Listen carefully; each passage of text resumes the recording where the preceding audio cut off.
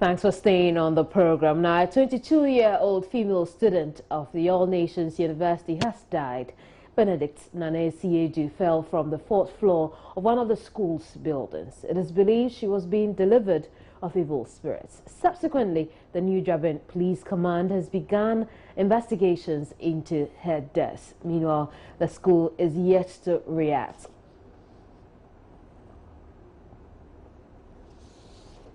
Kofi Siao is our man on the ground. He's joined me over the telephone with some more. Hello, Kofi. Hello, sir. What is the school saying now? Well, they've not spoken yet to the issue. We're waiting. They called us, so they've, put us in one of the conference rooms.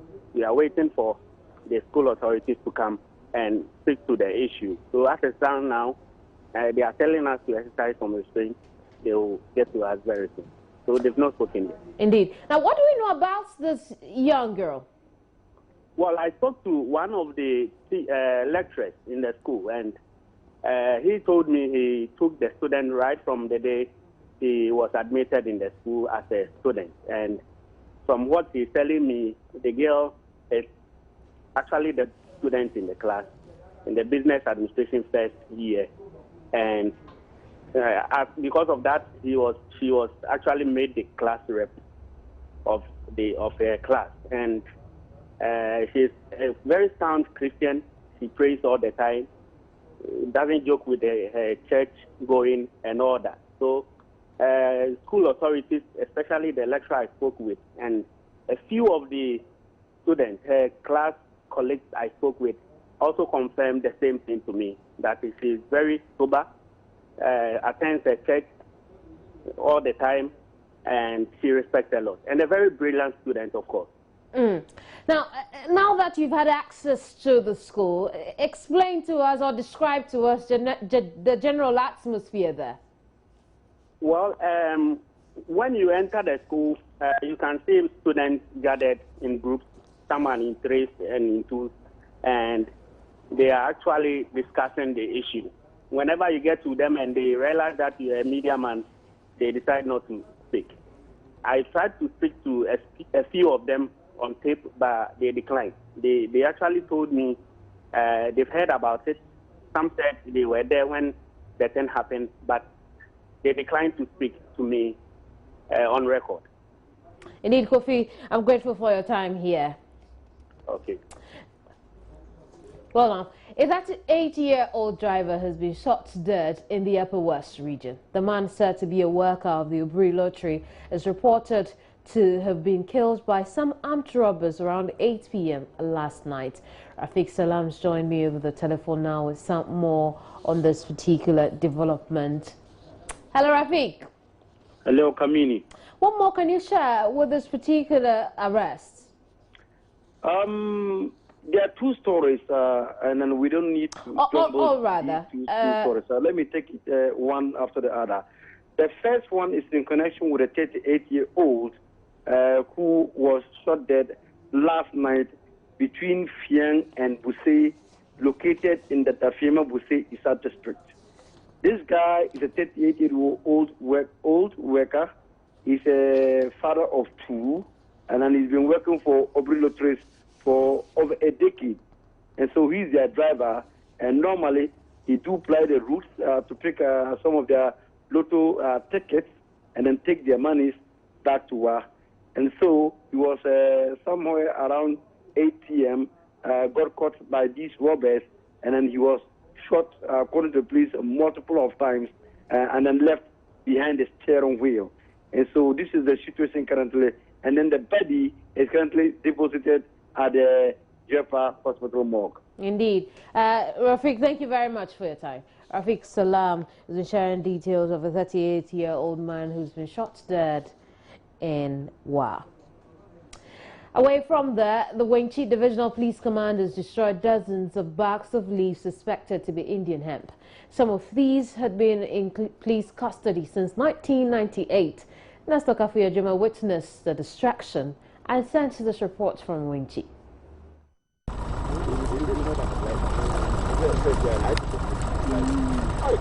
The burning of the 98 bags and 10 parcels of suspected Indian hemp was in response to a directive by the National Police Headquarters that all exhibit stores be decongested. The items have been in the Wenchi Police exhibit stores because some of the suspects absconded during arrest, while some cases were closed for want of prosecution. 12 of the suspects were acquitted and discharged per Attorney General's advice.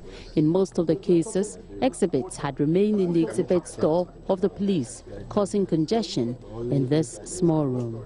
The Wenchi Divisional Police Commander, per the directive from the headquarters, sought for a court order from Techiman Circuit Court to destroy the dried leaves suspected to be Indian hemp. ACP Kojojan Tre is the Wenchi Divisional Police Commander. It has been in exhibit shop since 1998 and thereabout. Most of those exhibits, the marijuana in particular, cases have been decided and they are just staying here. About 20 years, somewhere in 1990, precisely 17 years ago.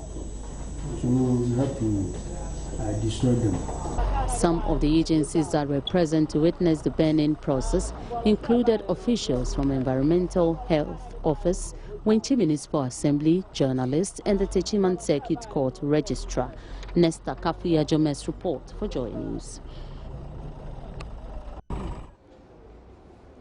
The Interior Minister, Mark Owen Wuyungu, says Ghanaians must find innovative ways of getting their grievances addressed instead of resorting to demonstrations at the least provocation. He thinks the numerous demonstrations puts Ghana in a bad light. He was speaking exclusively to the AM show co-host Mama Views Obwaje. Yeah. Let's come to the issue of demonstrations. I mean, we've seen a series of it. There was one today. There are more planned for the future. What kind of security risk do these demonstrations pose? I think that these demonstrations pose a security threat, because if you imagine the number of policemen we deploy to shepherd those demonstrations, it's huge. We waste a lot of man hours, resources. Let me say resources. Look at the vehicles, the human resources. And I think that, we need to find ways, innovative ways of registering our protests. What other ways would you prescribe when the people feel they're so frustrated or they have something within them that they want to voice out? How else can they do it? They can do it through press conferences. Because I don't think that... Will that carry the same effects as demonstrations? Now, if you demonstrate, that's why I was asking the other correspondents. We had a demonstration on Dumso. What results did we get? Well, isn't it putting some kind of pressure on government? Government has already outlined what it's going to do and it's giving you timelines that by December. The international media covered it. And that means that other people know about our problems, our frustrations. That would put a lot more pressure on government, wouldn't you say? Oh, no, I don't think so. Because government has already given the outline. I said, look, between now and December, we are doing this, the badges, which people are investing in the generation, and we're hoping that by this time, water levels in the rivers will also go up, and then government has already, government cannot do magic now to address the energy crisis. It has already outlined, measures it's taking to address the situation. So even if you demonstrate 1 million times, the situation cannot be eased immediately. You have to still wait for the government program. And I was telling the other, it doesn't look as if, people think that it is only Ghana which is going through this. I was in South Africa. Theirs is not as intense as ours. Theirs is not as intense. How do you know? I did experience it because I was in South Africa recently as well. Yes. And the provinces, they also have power curtailments. They have power outages. But the thing is this. For 2 years, I've come from the north. I came from the north yesterday. even to get drinking water is a problem. For 2 years, we haven't had adequate rains there. The dams are all dry. The dams are all dry. And that's why Akosombo, there's no water in there. Whose fault is it? That's why there is no water in Mui. But we've come a long way. 2006, 2007, we had these problems. So you think that demonstrations are not the way to go? Demonstrations, fine, but not on a daily basis. They have become too many. Now I want to believe that our country is a country of demonstrations. I mean, you shouldn't give that impression. I don't think we should. If you go to the advanced countries, they don't demonstrate every day. But you can present a paper to government. You can have a press statement, make a very strong press statement or press conference, present a paper to government. If nothing is done, then you can go on your demonstration.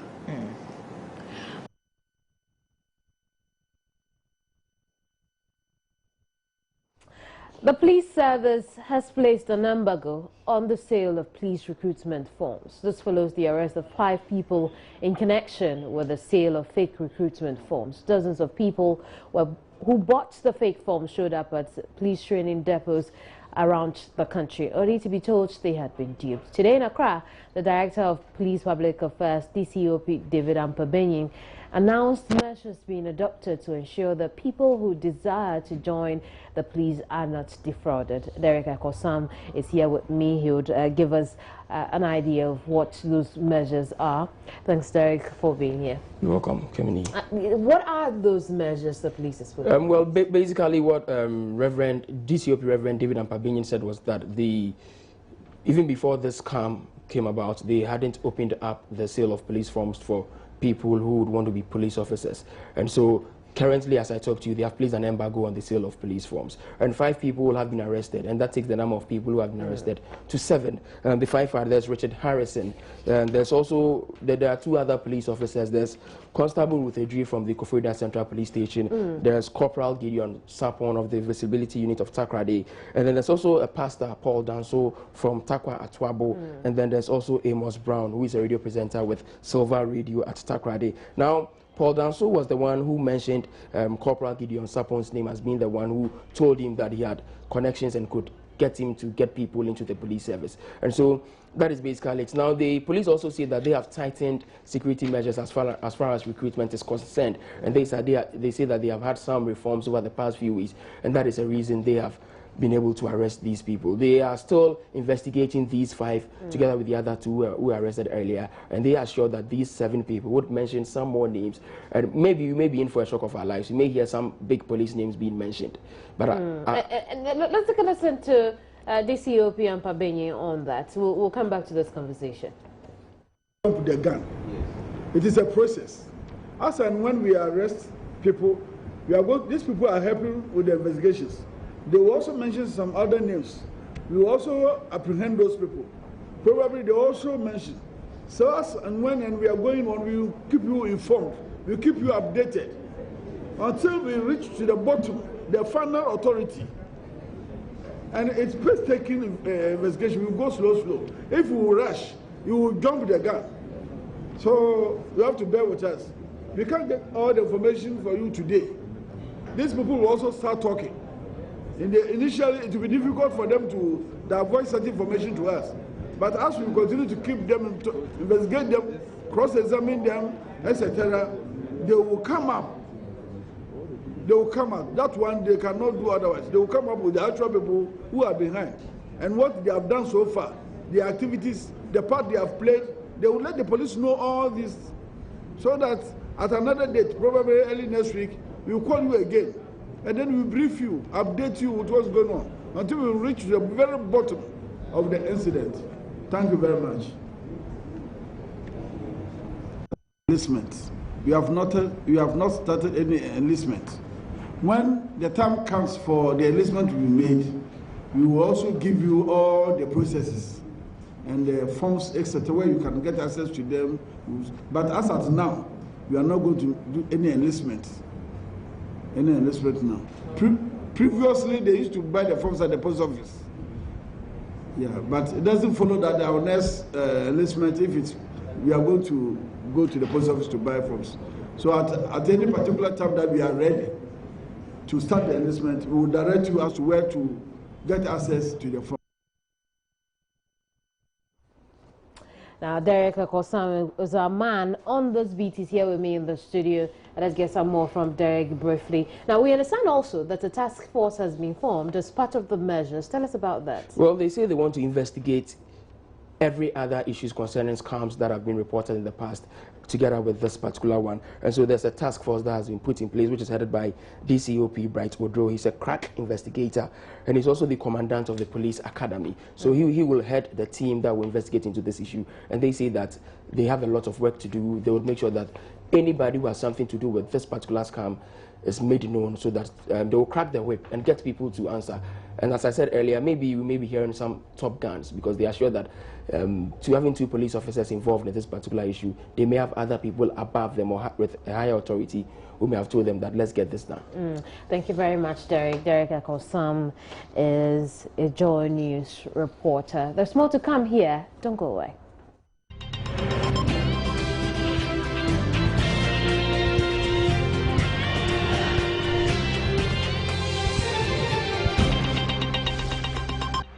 Thanks for staying here. Policy think tank Imani Ghana is challenging government to explain why it has consistently failed to meet its targets.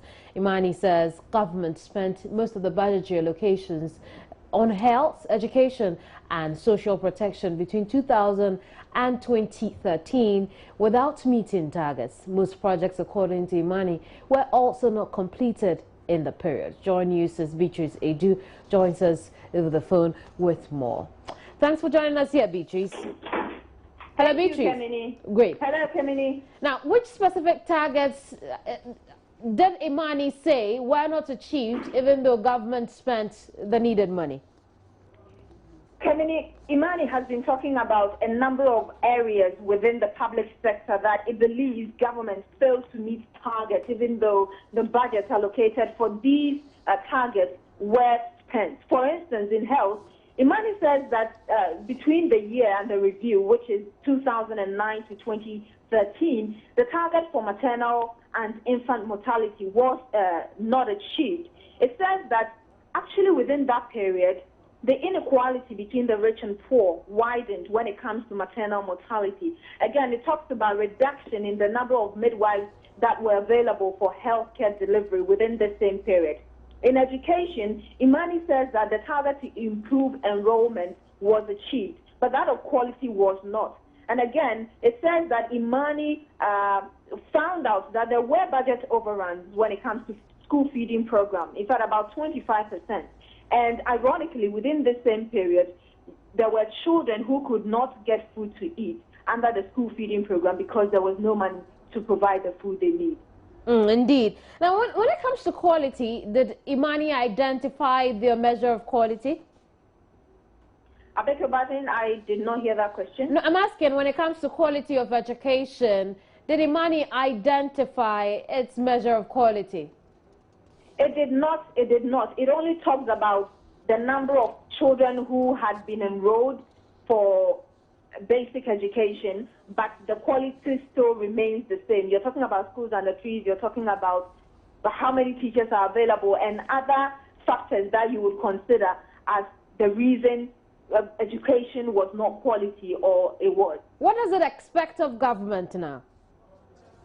They want government to put in measures so that government can effectively monitor the amount of money that are being used for various projects and how the budget is actually being implemented for projects and target set.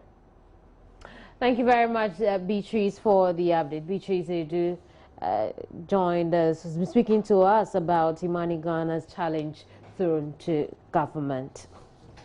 Now, Executive Director of the POS Foundation, Jonathan Owusu, warned the new court filing fees could jeopardize efforts to help the poor. In some cases, filing fees have been increased by as much as 1,000%. Speaking to Joy News, he said, the Ghanaian must resist this directive before it is set in motion.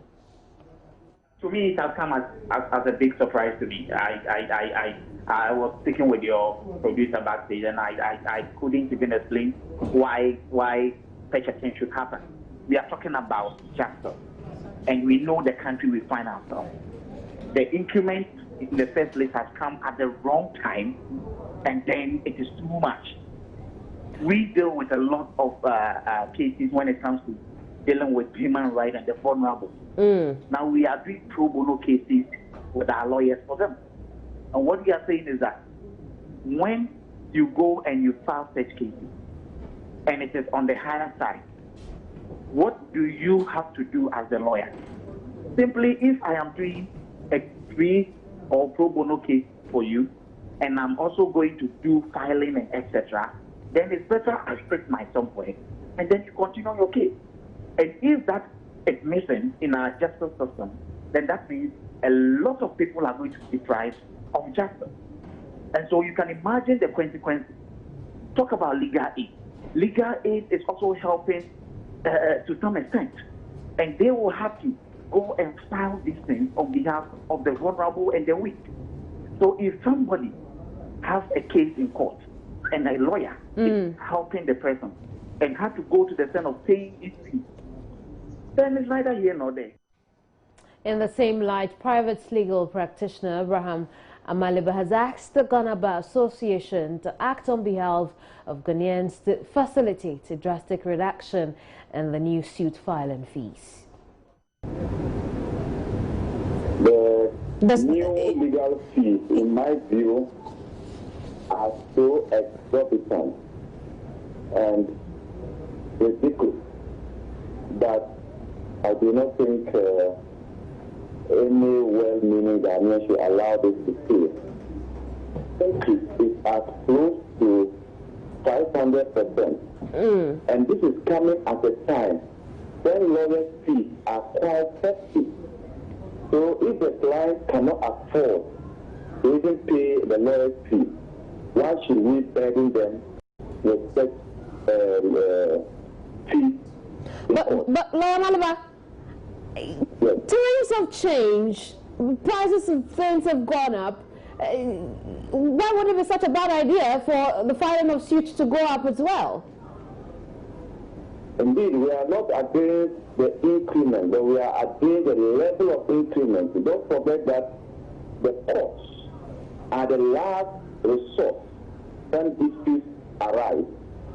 And you want to ensure that there's a place for both poor and rich, weak and strong, to be able to access justice. Now, if you pay the fee as high as what we have, some people are going to be cut off, and that the poor cannot easily access justice. Now, what it will mean, therefore, is that it is only the extremely rich who can access justice.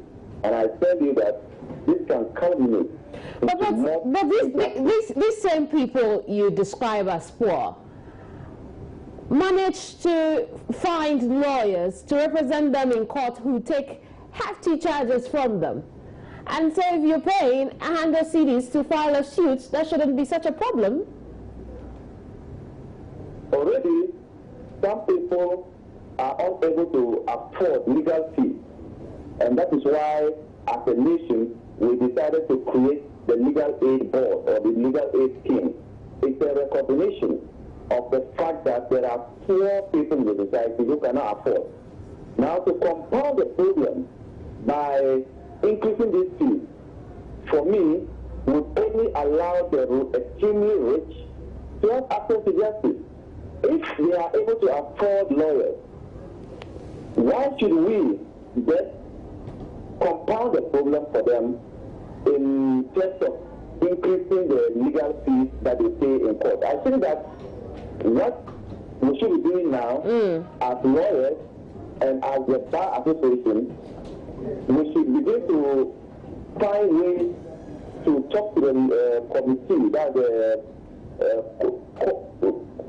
committee that put up this fee together, to have a reduction. You're watching Joy News today. Do stay. Thank you very much for staying on the program. Now, the Ghana Conformity Assessment Program and the Advanced Shipment Information, of which implementation was scheduled to commence in April 2015. GCAP is a conformity assessment process used to verify that products imported in Ghana meet the necessary standards at the manufacturing country of origin. But you recall that industry unions fought against this, calling for its suspension. Subsequently, both assessment forms were suspended by the Trades and Industry Ministry in a deviation by another industry player, the Ghana Shippers Authority. That authority is calling for the implementation of ASHI and GCAP. Etanam Say is attending a news briefing in Tema and showing me over the telephone with details of exactly what the Shippers Council wants. Hello, Etanam. Hello, Kemini. What exactly does the Shippers Authority want with the implementation of ASHI? Well, the Ghana Shippers Authority this morning called the press to brief us on why it's important for ASHI to be implemented as soon as possible. What it is that the existing system allow too much human intervention, and so a lot of people pay unnecessary charges that could be avoided.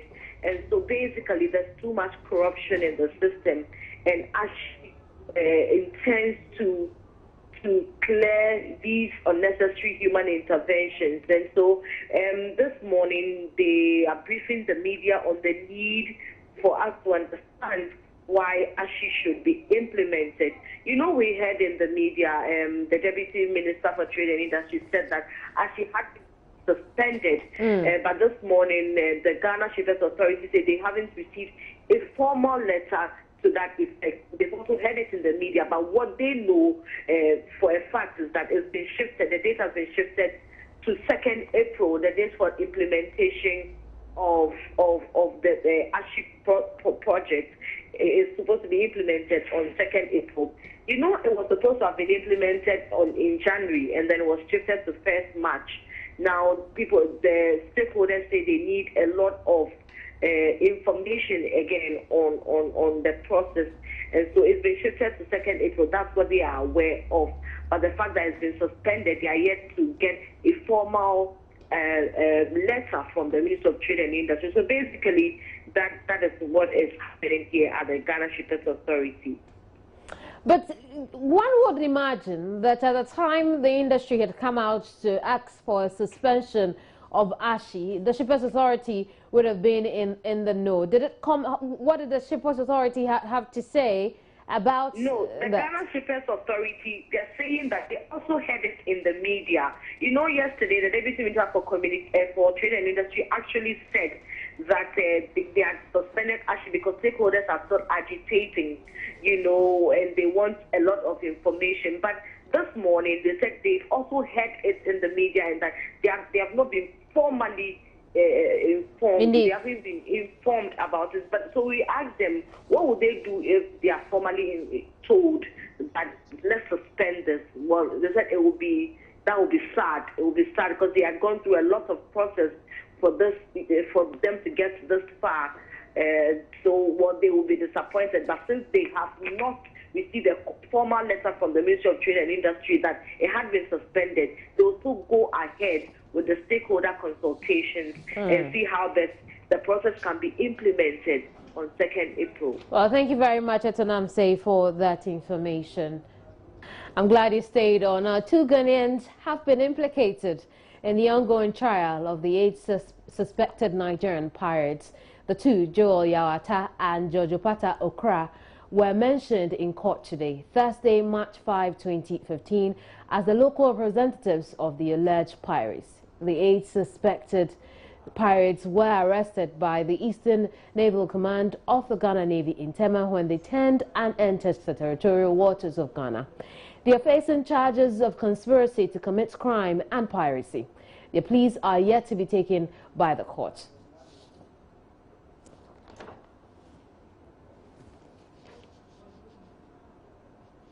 Joseph Gakpo was a man in court. Is here with me in the studio. He'll give us detail of happenings in court today.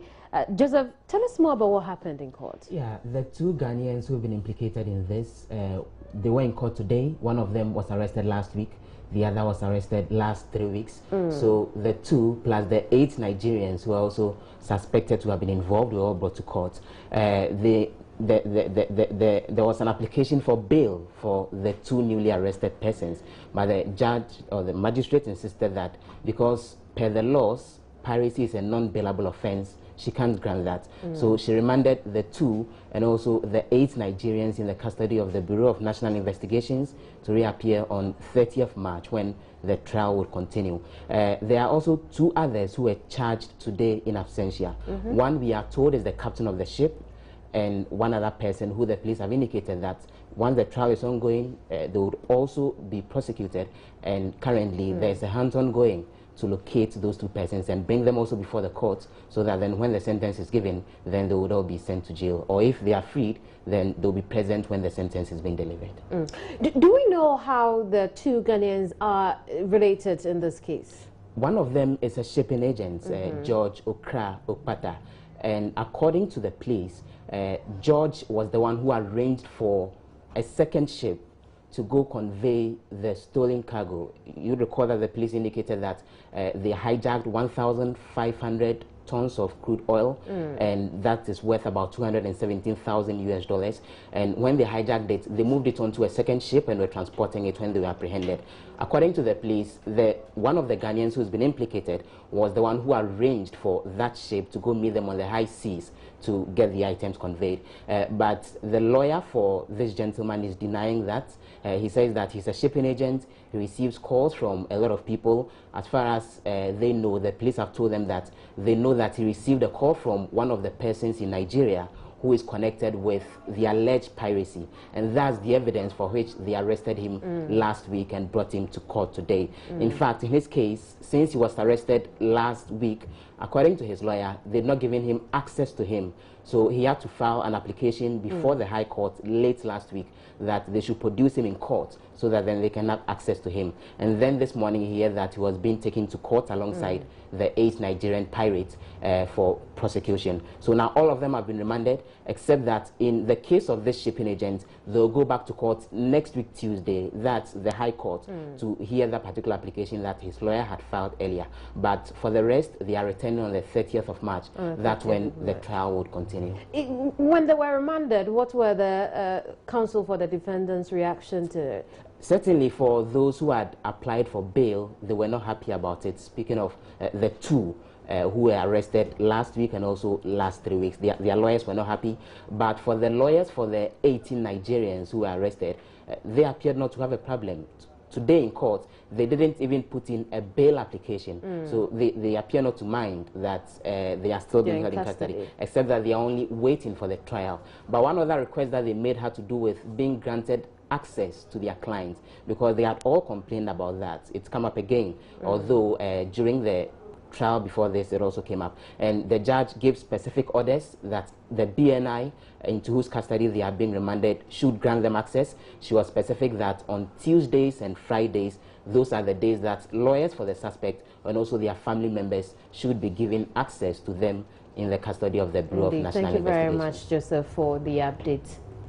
Now, former First Lady Nana Akufo-Addo Rawlings is addressing a lecture in Kumasi on good governance. Our correspondent, Ohim Interior, joins us live with details. Hello, Ohim. Hello, Kevin. What has Nana Akufo-Addo been saying about good governance so far? Yes, Kevin, Nana Akufo-Addo Rawlings has been talking about efforts to reorganize and strengthening the National Democratic Party as part of strengthening Ghana's democratic dispensation.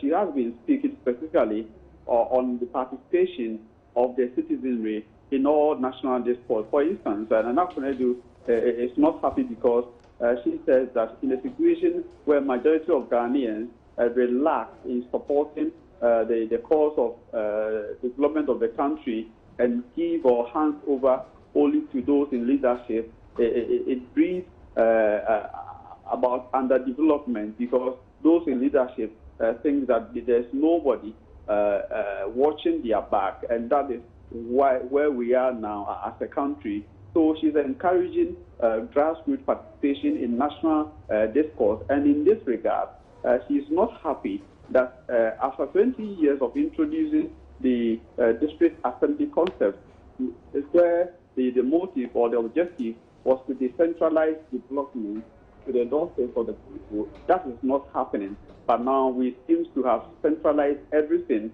at the national level, where, for instance, if Guest Fund is putting up a project as part of its activities, instead of Guest Fund hiring a contractor at the local level, Guest Fund will just sit up somewhere in Accra and decide on which particular project to embark on, and also appoint a contractor. So Nana Kunedu, as General Rawlings, thinks that if we are talking about grassroots participation, then the objective of decentralization, the objective of introducing the district assembly concept has failed, and we need to go back to the drawing board to amend the changes so that it will be effective to the people, and then also provide the people the opportunity to participate in all developmental issues in Ghana. Ohemi, I'm grateful for your time. Ohemi Nteria joined us from Kumasi, where Nana Kunedu Rawlings is addressing a group on good governance. You're watching Joy News today. Don't go away. Stories these are: 22-year-old female student of the All Nations University dies while supposedly being delivered of evil spirits. The Interior Minister Mark Owen Woyongo says Ghanaians must find innovative ways of getting their grievances addressed instead of resorting to demonstrations at the least provocation. Wenchi Divisional Police Command destroys dozens of bags of leaves suspected to be marijuana. Some in police custody for as long or as far back as 1998. I'm grateful you stayed through the hour. My name is Kamini Nyamani Amano. Enjoy the rest of our broadcast. For more news though, visit myjournal9.com.